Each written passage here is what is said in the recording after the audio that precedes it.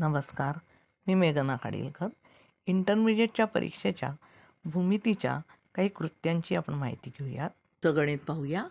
या ठिकाणी दिलेल्या अंतरावर आपल्याला समांतर रेषा काढायची आहे.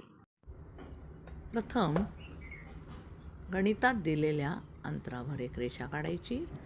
या रेषेला AB असं नाव द्यायचं.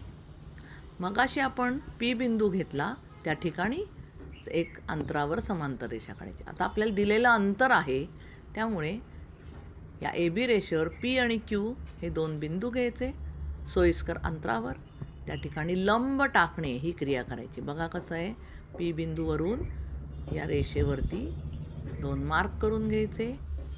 सोयीस्कर अंतर घ्यायचं कंपासमध्ये आणि या P आणि Qवर ज्या ठिकाणी आपण मार्क केले या दोन, मुद्दाम मी लाल कलरमध्ये दिलेले आहे, या दोन मार्कमधील अंतरावरून रेषेच्या वरती चाप मारायचे आणि छेदनबिंदू काढून घ्यायचे.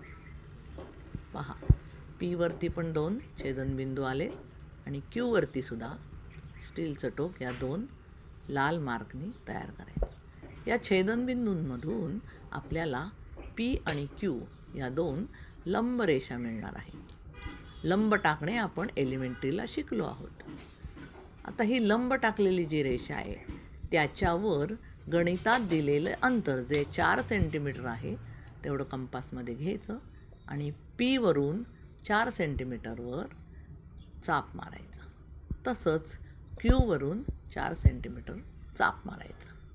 बघा, दोन ठिकाणी लंब केल्यामुळे बरोबर समांतर रेषा आपल्याला मिळणार आहे. बिंदूंना नाव द्यायचं C आणि D.